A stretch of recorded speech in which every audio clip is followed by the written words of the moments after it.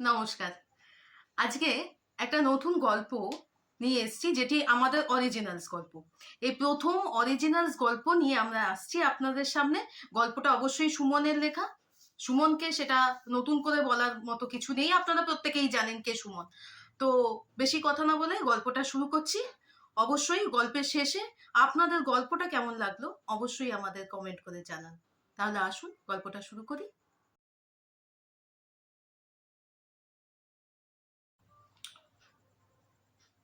Sir जी, network ठीक हो गया है। आप अभी फोन कर सकते हो सर।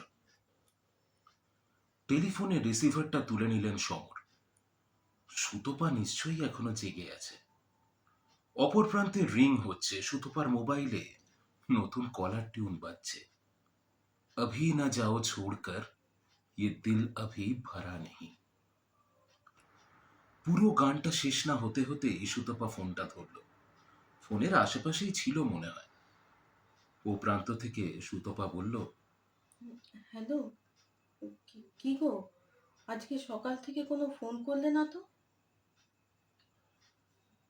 হ্যাঁ, সময় পাইনি সুতপা।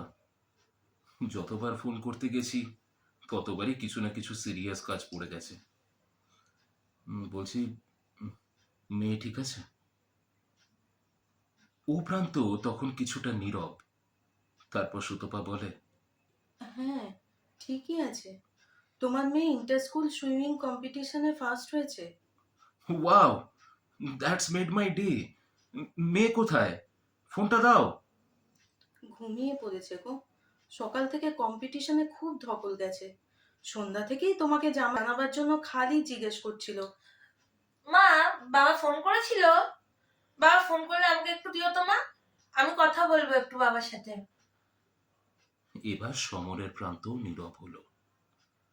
কিছু মুহূর্ত পরে সমর বলল, কংগ্রাচুলেশনস বলো সুতপা। মেহুলকে বলো যে বাবা is so proud of her and বাবা লাভস হার। কংগ্রাচুলেশন অবশ্যই বলবো, তবে বাকিটা তোমাকে বলতে হবে না সুমু। তোমার মেয়ে সেটা ভালো করেই জানে। আচ্ছা, বাবার হাঁটুর ব্যথাটা এখন কেমন? টেস্টগুলো হয়েছে? বাবা ঠিকই আছেন আগের থেকে। রিপোর্ট এসেছে আজ সন্ধেবেলা। সুগারটা এখন একটু বেশি, বাকি সব মোটামুটি কন্ট্রোলে। খালি গাউটটাই একটু ভোগাচ্ছে। আমি শেষ 3 দিন ধরে বিকেলে ফিজিওথেরাপিস্ট দিয়ে সেশন করাচ্ছি। একটু ইমপ্রুভমেন্ট হয়েছে। এখন ওয়াকার স্টিক নিয়ে বাবা ঘরের মধ্যেই পায়চারি করতে পারছেন। সমর ভাবল, সত্যি শেষ কথা বলেছিল বাড়ির লোকের সাথে 4 দিন আগে। তারপর আর কথা বলার সুযোগই পাইনি। ওদিকে সুতপা আবার বলছে, শোনো না, চিন্তা করো না, আমি এই দিকটা সব সামলে নেব। শুধু একটা কথা, তুমি একটু। গলাটা যেন বুঝে আসে সুতপার। সমর জানেন যে সুতপা কি বলতে চায়, কিন্তু এর উত্তর যে কি দেবেন সমর সেটা তিনি নিজেও জানেন না। সুতপার চোখের জল যে সমর সহ্য করতে পারেন না। সমরই তাই গলা খাঁকড়ে বলে ওঠেন, আরে come on Sutapa, he was such a brave girl, please কেঁদো না। You know you are my strength. তুমি আমাকে উইক করে দিও না। অপর প্রান্ত নিশ্চুপ। কয়েক মুহূর্ত নিশ্চুপ থাকার পর সুতপা আবার বলে উঠল, না না, আমি জানি তোমার কিছু হবে না। আর তুমি আমাদের নিয়ে চিন্তা করো না। বাবা, মেহুল, আমরা সবাই ঠিক আছি, ঠিক থাকবো। দৃঢ় শোনায় সুতপার গলা। সমর বুঝতে পারেন তিনি ইমোশনাল হয়ে পড়েছেন। তার চোখ একটু ঝাপসাই হচ্ছে, কিন্তু তিনি জানেন এই অশ্রু আনন্দের, পারস্পরিক বিশ্বাস ও নির্ভরতার। আর কিছু বলতে চাইলেও বলতে পারেন না সমর। 13 বছরের দাম্পত্য জীবন অতিবাহিত করার পর কেন যে আর আগের মতো love you Sutapa, love you so much এটা বলা যায় না, কে জানে। সমর খালি বললেন, ঠিক আছে, রাখছি, কথা হবে, হ্যাঁ। অপর প্রান্ত আবার নিশ্চুপ, হয়তো অশ্রুরুদ্ধ। কয়েক মুহূর্ত পরে সুতপার উত্তর আসে। হ্যাঁ, সাবধানে থেকো। Air chief marshal of Indian air force Samar Bose নীরবে রিসিভারটা ধরে বসে রইলেন। বলা হলো না সুতপাকে যে আজ আর মাত্র 2 ঘন্টা পরে তাকে মিশনে যেতে হবে। প্রতিবেশী রাষ্ট্রের জঙ্গি ঘাঁটিগুলোতে অতর্কিতে হামলা করতে হবে, যেমন অতর্কিতে হামলা তারা করেছিল কিছুদিন আগে ভারতের নিরীহ সাধারণ নাগরিকদের উপরে। হাতে আর মাত্র কিছুটা সময়, তারপর তাকে বের হতে হবে মিশনে। নিজের পার্সোনাল একটা ছোট ব্যাগ বার করে সমর। এই ব্যাগটা সব সময় কাছে থাকে তার। ব্যাগের একটা চেন থেকে বেরিয়ে আসে ছোট্ট একটা কাঠের বাক্স। সেখান থেকে একটা কাগজ আর পেন নেয় সমর। কয়েকটা কথা এখনই তার খুব লিখতে ইচ্ছা করছে, তাই সে সিদ্ধান্ত নেয় একটা চিঠি লেখার। এটা তার 30তম চিঠি। এর আগেও 29টা চিঠি এই বাক্সের মধ্যে আছে, পোস্ট করা হয়নি। চিঠিটা লিখতে শুরু করে সমর। ডিয়ার সুতপা, কিছুক্ষণ আগেই তোমার সাথে ফোনে কথা বললাম, কিন্তু অনেক কথাই বলা হলো না জানো তো। এই মনের কথাগুলো একটা চিঠিতে ছোট্ট করে লিখে গেলাম। বিশ্বাস করো, বিশ্বাস করো, আমি চাই না এই চিঠিটা তোমার হাতে পড়ুক, কারণ এই চিঠিটা শুধুমাত্র সেই সময় তোমার হাতে পড়বে যদি আমি না থাকি।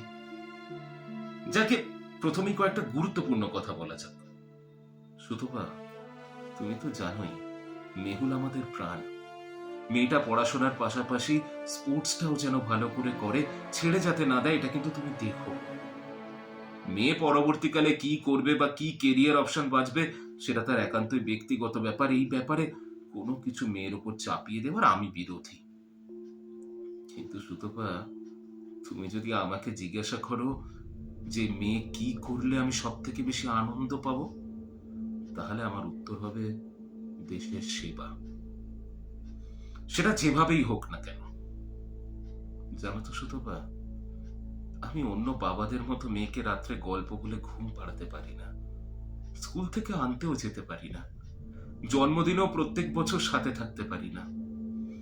জানি মেয়ের হয়তো অনেক অভিমান হয় আমার ওপর, কিন্তু সেই অভিমান কখনো আমাকে প্রকাশ করে না, কারণ এই ছোট্ট বয়সে ও বুঝে গেছে যে বাবা অনেক গুরুত্বপূর্ণ কাজ করে, বাবা দেশের জন্য কাজ করে।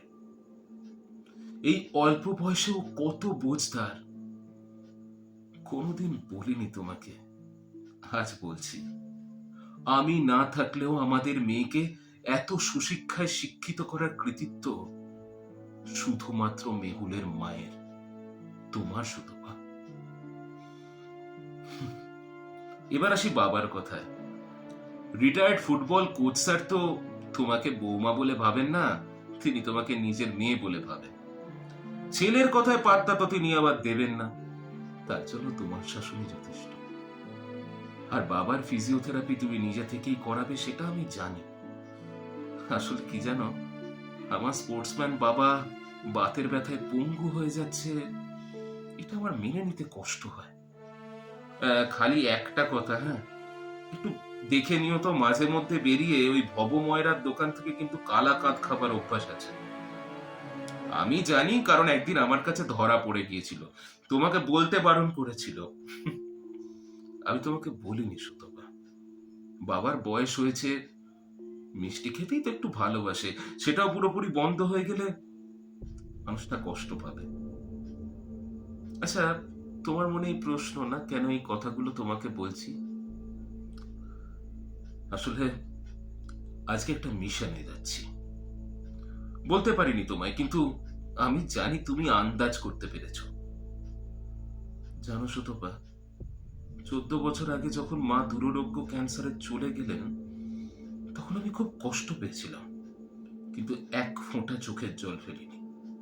আসলে ছোটবেলায় খেলতে গিয়ে যখন হাতে পায়ে চোট লাগতো বা খেলার মাঠে মারপিট হতো, আমি বাড়ি এসে কান্নাকাটি করতাম আর বলতাম আমি পরের দিন কিছুতেই খেলতে যাব না। তখন মা আমাকে বলতো, বাবু খেলতে গিয়ে তো হাতে পায়ে কত চোট লাগবে, জীবনে তো কত ধাক্কাও খাবে। তা বলে কি হাল ছেড়ে দিলে চলবে?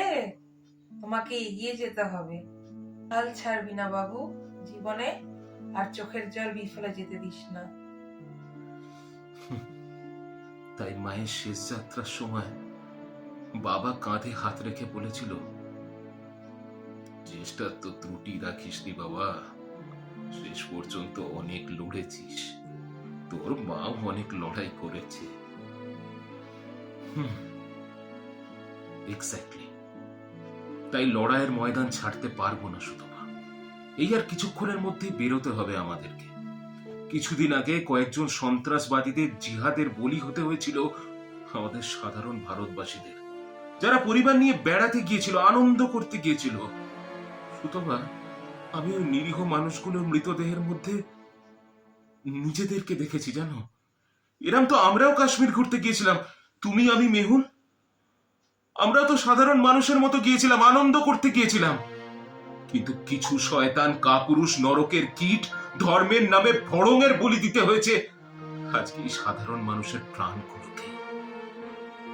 আজ আমাদের মিশন কিছুক্ষণের মধ্যেই বেরোবো ওই সন্ত্রাসবাদীদের কয়েকটা ঘাঁটিকে গুড়িয়ে দিতে।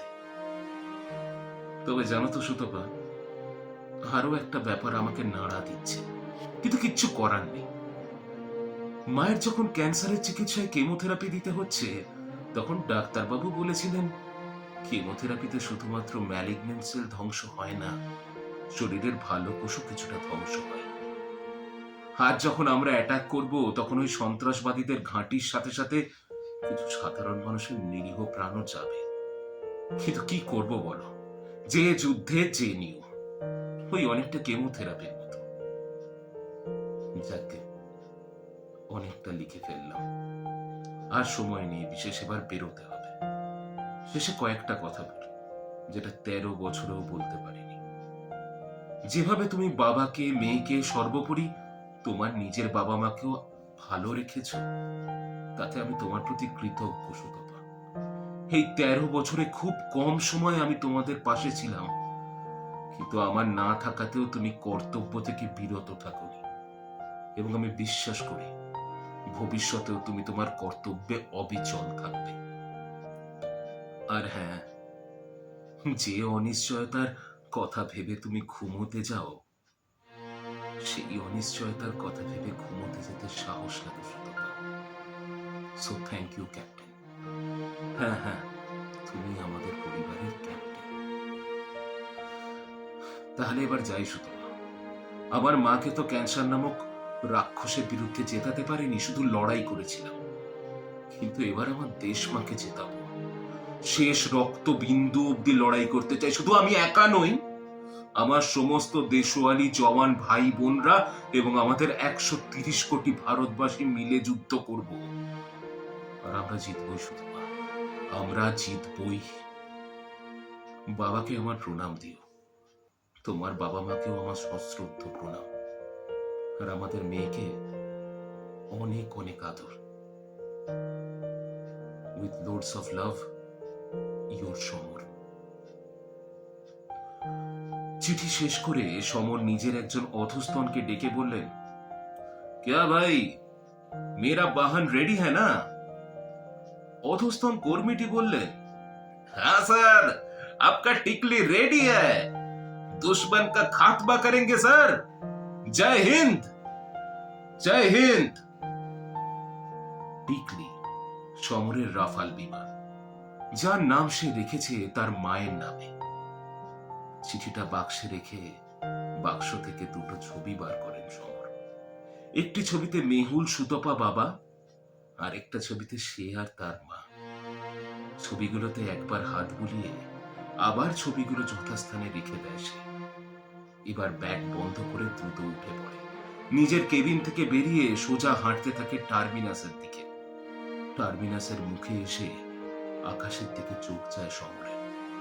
রাতের আকাশে তারা ঝকমক করছে, আর টার্মিনাসের মাঝখানে পথ পথ করে উঠছে ভারতের তিরঙ্গা। দৃঢ় পদক্ষেপে air chief marshal of Indian air force Samar Bose হাঁটতে থাকে তার বিমান টিকলির দিকে।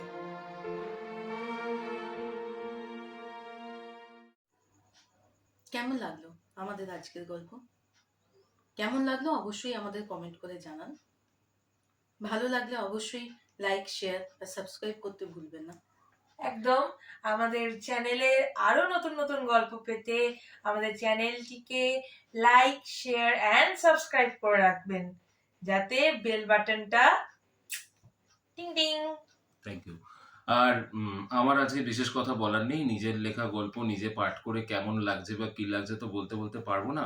আপনারা দেখবেন কেমন লাগলো অবশ্যই জানাবেন। গালাগাল দেওয়ার ইচ্ছা হলে আরামসে গালাগাল দেবেন, কোনো অসুবিধা নেই, কোনো সমস্যা নেই।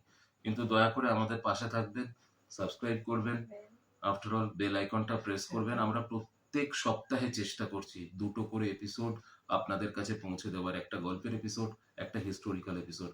প্লিজ আমাদের এই প্রচেষ্টা, আমাদের এই চেষ্টাটা যদি আপনাদের ভালো লাগে তাহলে প্লিজ আমাদের সাথে থাকবেন। এইটুকুই আপনাদের কাছে আমাদের one and only request. Thank you so much. পরের শনিবার আসছি আবার একটা নতুন গল্প নিয়ে। So now, stories with Suman and company signing off. Thank you. নমস্কার।